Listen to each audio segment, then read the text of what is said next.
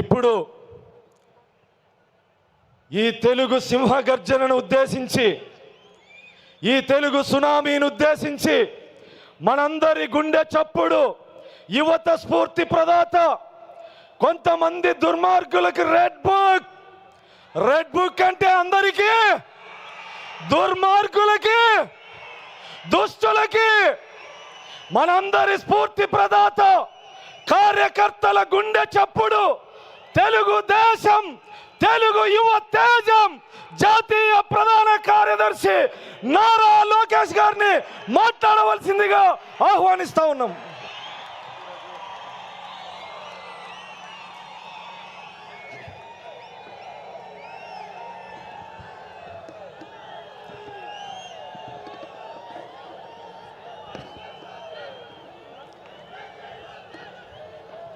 జై తెలుగుదేశం, జై తెలుగుదేశం.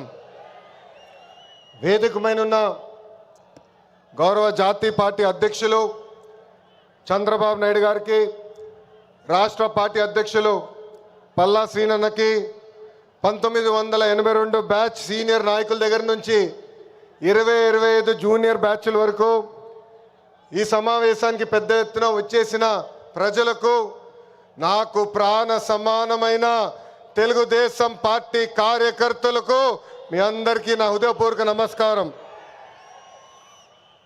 తిరుమల తొలి గడప దేవుని గడప, ఒంటిమిట్ట రామస్వామి ఆలయం, ఆమీన్ పీర్ దర్గా, మరియాపురం చర్చ్ ఉన్న పుణ్యభూమి ఈ గడప.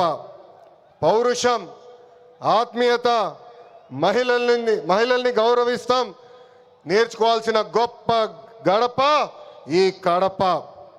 మాస్ జాత్ర మహానాడు అదిరిపోయింది. పౌరుషాల గడ్డపై పసుపు జెండా రెపరెపలాడుతుంది. దేవుని గడప కడపలో పసుపు పండగ నిర్వహిస్తాం. నా అదృష్టంగా నేను భావిస్తున్నా. 2024లో మాస్ విక్టరీ మనందరం చూసాం, చరిత్ర కూడా తిరిగి రాశాం. 94% స్ట్రైక్ రేట్ అంటే 175 నియోజకవర్గాల్లో 164 స్థానాలు మన కైవసం చేసుకున్నాం. ఇది ఒక రికార్డు కాదు, ఆల్ టైమ్ రికార్డ్ అని సభాముఖం మీకు తెలుపుతున్నా. ఇది తెలుగుదేశం పార్టీ కార్యకర్తల నాటు దెబ్బ. జెండా బీకేస్తా అన్నారు వాళ్ళు, ఇప్పుడు పార్టీ కార్యాలయానికి టూలెట్ బోటు పెట్టుకుని పారిపోయే పరిస్థితి. పార్టీ లేకుండా చేస్తా అన్నారు, అడ్రస్ లేకుండా పోయే పరిస్థితి. వై నాట్ 175 అన్నారు, ప్రజలు ప్రతిపక్ష హోదా కూడా ఇవ్వని పరిస్థితి. మన బొమ్మలు పెట్టి బాక్సింగ్ చేశారు, ప్రజలే ఇప్పుడు ఫుట్బాల్ ఆడుకునే పరిస్థితి.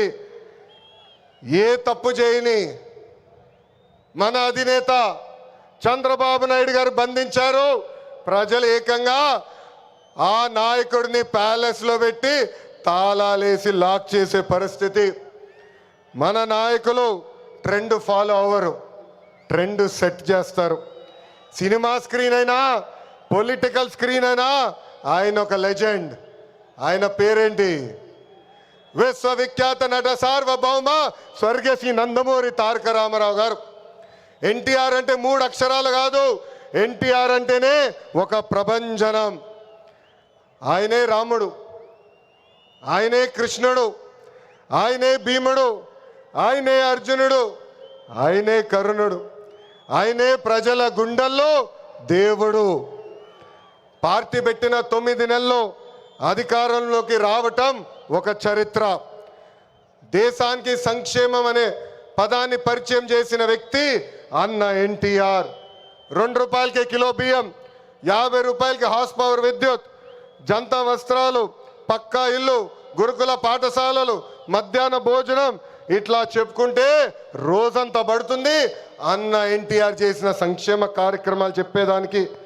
సంక్షేమంలోనే అన్న ఎన్టీఆర్ ఒక బ్రాండ్. ఇంకా తెలుగువారు ప్రపంచం మొత్తంలో పెద్ద పీట వేసింది మన బ్రాండ్ సిబిఎన్. సిబిఎన్ అంటే డెవలప్మెంట్, సిబిఎన్ అంటే సంక్షేమం, సిబిఎన్ అంటే మనందరి ధైర్యం.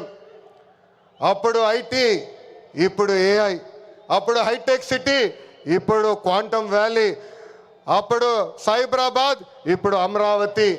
చాలని 200 రూపాయల పెన్షన్ని 2000 రూపాయలు పెంచారు. ఇప్పుడు భారతదేశంలో ఏ రాష్ట్రం ఇవ్వని విధంగా 4000 రూపాయల పెన్షన్ మన చంద్రన్న అందిస్తున్నారు. అన్న క్యాంటీన్, డ్వాక్రా, దీపం, పేదల చిరునవ్వు మన నాయకుడు చంద్రబాబు నాయుడు గారు. మనకి ప్రతిపక్షం కొత్త కాదు, మనకి అధికారం కొత్త కాదు. 2019 నుంచి 24 వరకు విధ్వంస పాలన మనందరం చూసాం. ప్రశ్నిస్తే కేసులు, నా పైన కూడా 23 కేసులు పెట్టారు. పోరాడితే ఏకంగా అరెస్ట్ చేశారు. వేదిక మీద ఉన్న చాలామంది నాయకుల్ని ఆనాడు అరెస్ట్ చేశారు.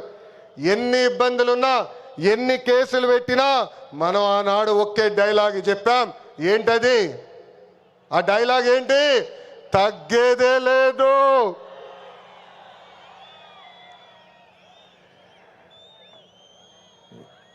మనందరం చూసాం. ప్రత్యర్థులు దాడి చేసిన, తొడగొట్టి మీసం మిలేసిన అంజిరెడ్డి తాతనే మనందరికీ దమ్ము. కత్తితో దాడి చేసి తల నుండి రక్తం కారుతున్నా ఏకంగా పోలింగ్ బూత్లో కూర్చుని చివరి ఈవీఎం సీల్ పడే వరకు పోరాడిన మన అక్క మంజుల గారే మన ధైర్యం. కత్తి మెడపై పెట్టి వాళ్ళ నాయకుడికి ఒక్కసారి జై కొట్టమంటే జై చంద్రబాబు నాయుడు, జై తెలుగుదేశం అని ప్రాణాలు కోల్పోయిన తోట చంద్రయ్య మనందరికీ స్ఫూర్తి. వేదికమైన ఉన్నారు. పార్టీ కోసం పోరాడి ఆనాటి పాలకులు వ్యతిరేకంగా మాట్లాడినందుకు ఆయన కన్ను పొడిచి కంటి చూపు పోయినా జై తెలుగుదేశం మన గాంధీ గారే ఈరోజు మనందరి సత్తా. విధ్వంస పాలనలో రాష్ట్రం తీవ్రంగా నష్టపోయింది. ఆంధ్రప్రదేశ్ను ఏకంగా అప్పుల ప్రదేశ్గా మార్చేసింది గత ప్రభుత్వం. ఒక్క కొత్త కంపెనీ తీసుకురాకపోగా ఉన్న కంపెనీల్ని పక్క రాష్ట్రానికి తరిమేసే పరిస్థితి మనందరం చూసాం. 1000 రూపాయలు పెంచేదానికి 5 సంవత్సరాలు వాళ్ళు తీసుకున్నారు. ఏకంగా జే బ్రాండ్ లిక్కర్తో విషం కంటే ప్రమాదమైన మద్యం అందించి 30,000 మందిని చంపి 1000 కోట్ల రూపాయలు ధనాన్ని లూటీ చేశారు. అందుకే రాష్ట్రాన్ని కాపాడుకునే దానికే కూటమి ఏర్పడింది. ప్రజల కోసం గౌరవ ప్రధానమంత్రి నరేంద్ర మోడీ గారు మన చంద్రన్న జనసేన అధినేత, నాకు అన్న సమానమైన పవనన్న, అందరూ అజెండాలు పక్కన పెట్టుకొని పని చేశారు. ప్రజలు మన్ని ఆశీర్వదించారు, కూటమిని ఆశీర్వదించారు. ప్రజాప్రభుత్వం ఈరోజు ఏర్పడింది.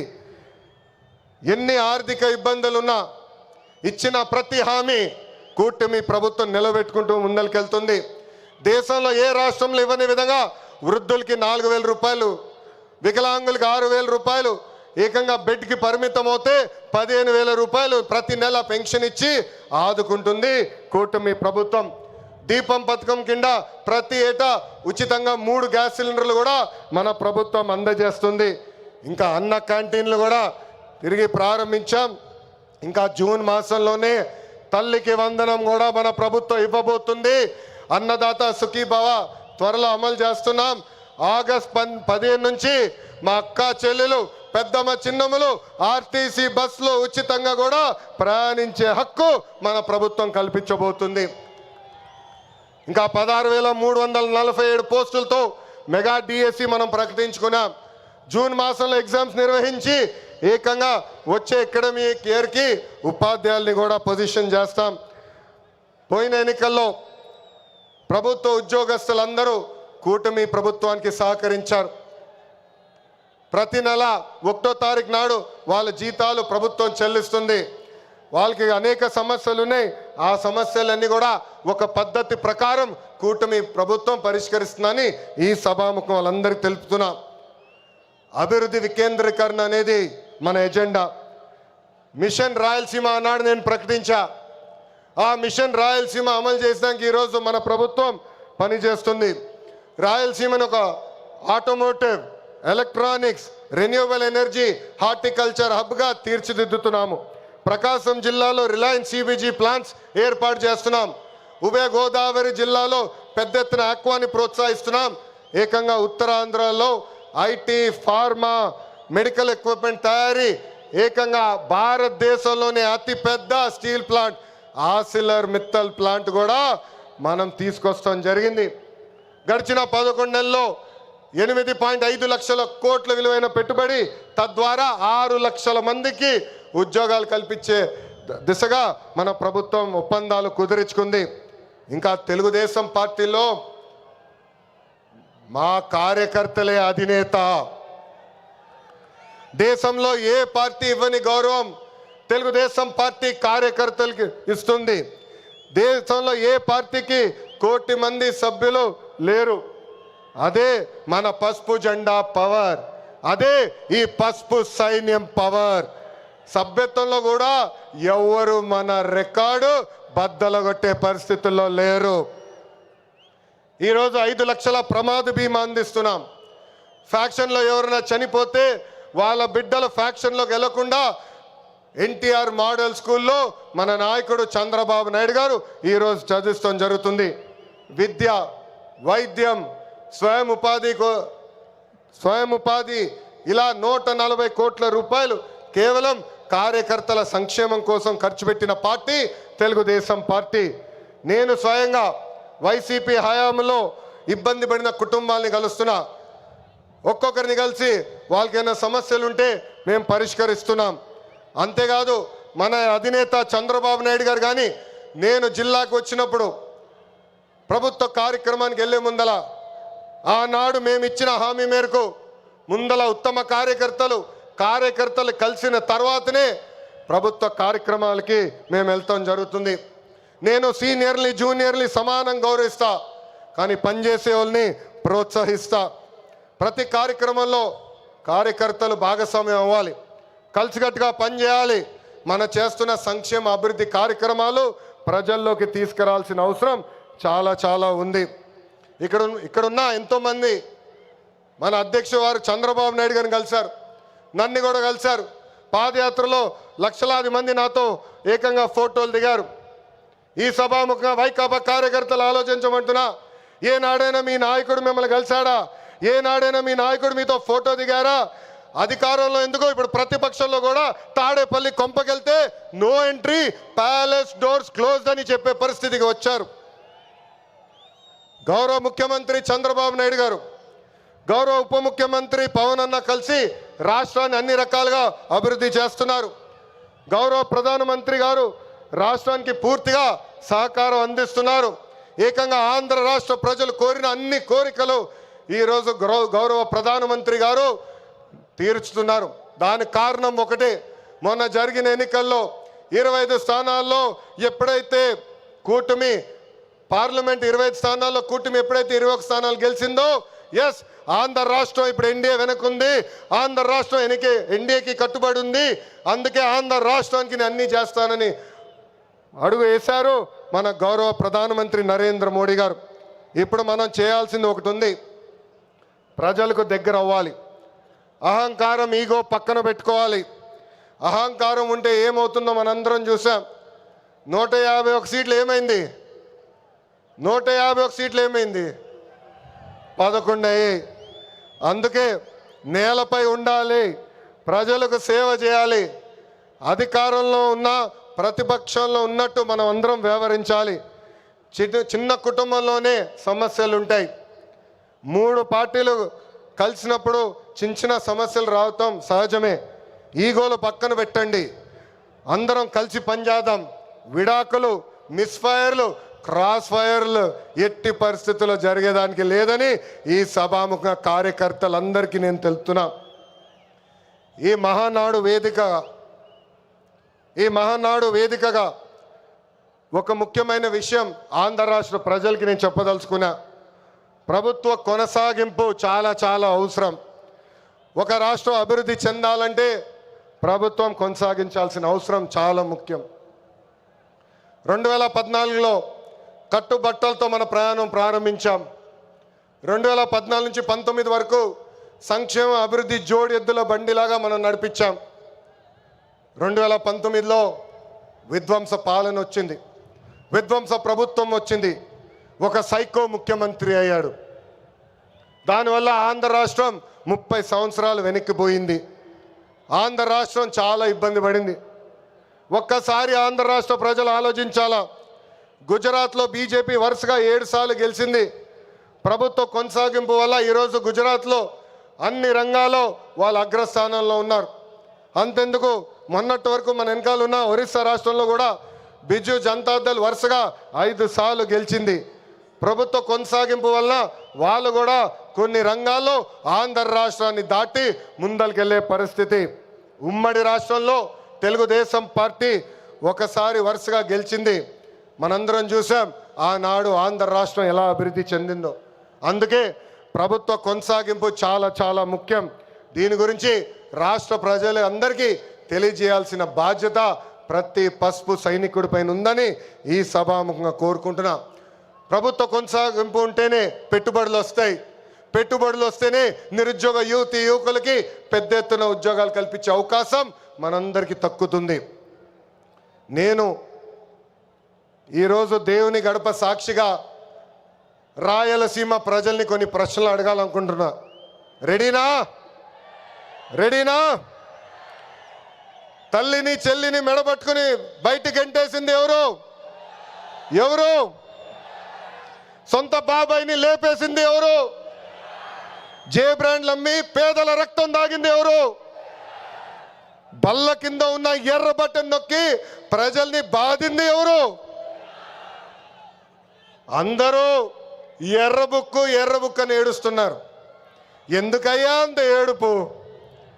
నేను ఆనాడు చెప్పింది ఏంటి? ఎవరైతే చట్టాన్ని ఉల్లంఘించి ప్రజల్ని కార్యకర్తలు ఇబ్బంది పెట్టారో చట్టపరంగా వాళ్ళపైన యాక్షన్ తీసుకుంటానని నేను చెప్పా. ఈరోజు ఎర్ర బుక్కు కాదు కదా, ఎర్ర రంగు చూస్తేనే వణికిపోయే పరిస్థితి వస్తుంది. ఎర్ర బుక్ అంటే ఒకడికి గుండుపోటు వచ్చింది. ఎర్ర బుక్ అంటేనే ఒకడు బాత్రూంలో కాలు జారి చెయ్యి ఎర్రగొట్టుకున్నాడు. ఇంకొకడు ఏమయ్యాడో మీ అందరికీ తెలుసు. అర్థమైందా రాజా? అర్థమైందా రాజా? సమాజమే దేవాలయం, ప్రజలే దేవుళ్ళు అన్నారు అన్న ఎన్టీఆర్. అందుకే మనం 6 శాసనాలు ప్రకటించాం. తెలుగు జాతి విశ్వఖ్యాతి, స్త్రీ శక్తి, యువగలం, పేదల సేవల్లో సోషల్ రీఇంజనీరింగ్, అన్నదాతకు అండగా, కార్యకర్తలే అధినేత. పాలిట్ బ్యూరో సభ్యుల దగ్గర నుంచి, వేదికమైన పెద్దల దగ్గర నుంచి, ఇక్కడున్న కార్యకర్తల వరకు ఈ 6 శాసనాలు మన శ్వాసగా బతకాలని ఈ సభాముఖంగా మిమ్మల్ని అందరినీ కోరుకుంటూ, మనకి ప్రజలు ముఖ్యం, వాళ్ళ ఆనందం వాళ్ళ సంతోషం ముఖ్యం. అహర్నిశలు కష్టపడాలా, వాళ్ళకి అందుబాటులో ఉండాలా.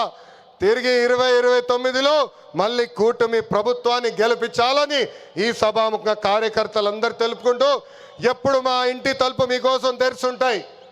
నేను మొన్నే చెప్పా, గ్రామ పార్టీలో ఏమైనా సమస్య ఉంటే మండల్ పార్టీని కలవాలి, మండల్ పార్టీలో సమస్య ఉంటే నియోజకవర్గ కమిటీని కలవాలి, వాళ్ళకి సమస్య ఉంటే ఏకంగా జిల్లా కమిటీ కలవాలి. వాళ్ళకు కాకపోతే ఎప్పుడు నవ్వుతున్న మన అధ్యక్షుల వారు పల్లా శ్రీనివాస్ గారిని కలవాలి. ఆయన వల్ల కూడా అయిపోతే మీ లోకేష్ మీకు అండగా నిలబడతారు. మీ సమస్య పరిష్కరించే బాధ్యత నేను తీసుకుంటానని పసుపు సైన్యానికి ఈ సభాముఖంగా నేను హామీ ఇస్తూ, ఈరోజు గౌరవ ముఖ్యమంత్రి గారు చంద్రబాబు నాయుడు గారు వేదిక పైన వచ్చినప్పుడు ఒక పాట పెట్టారు. ఆ క్షణంలో నాకు చాలా బాధేసింది. ఎందుకంటే ఆ పాట వినిన తర్వాత గౌరవ ముఖ్యమంత్రి గారిని నేను రాజమండ్రి జైల్లో మొదటిసారి కలిసిన సంఘటన గుర్తొచ్చింది. చాలా బాధేసింది. ప్రజల కోసం ఆయన జీవితం ఆల్మోస్ట్ పోయింది. అక్టోబర్లో 2003 బాంబ్ బ్లాస్ట్లో నక్సలైట్లు ఆయన పైన దాడి చేశారు. నాడు నేడు ఎప్పుడు ఆయన ప్రజల గురించి, ప్రజల భవిష్యత్తు గురించి ఆలోచించే వ్యక్తి. అలాంటి వ్యక్తికి ఎందుకు దేవుడు ఆనాడు ఈ పరీక్ష ఇచ్చాడా అనుకున్నా. ఇప్పుడు అర్థమైంది. తెలుగు ప్రజలు తిరిగి చంద్రబాబు నాయుడు గారు వెనక నిలబడేదానికి దేవుడు మనందరికి ఒక పరీక్ష పెట్టాడు. ఆ పరీక్ష జయించాను. అందుకే ఈ రాయలసీమ గడ్డ తెలుగుదేశం పార్టీ అడ్డ అని తెలుపుకుంటూ నాకు ఇంత అద్భుతమైన అవకాశం ఇచ్చిన ఈ పసుపు సైన్యానికి పేరు పేరున నా హృదయపూర్వక ధన్యవాదాలు తెలుపుకుంటూ మీ అందరి దగ్గర నుంచి సెలవు తీసుకుంటున్నా. జోహార్ అన్న ఎన్టీఆర్, జోహార్ అన్న ఎన్టీఆర్. చంద్రబాబు నాయుడు గారి నాయకత్వం, చంద్రబాబు నాయుడు గారి నాయకత్వం. వందే వందే, జై హింద్.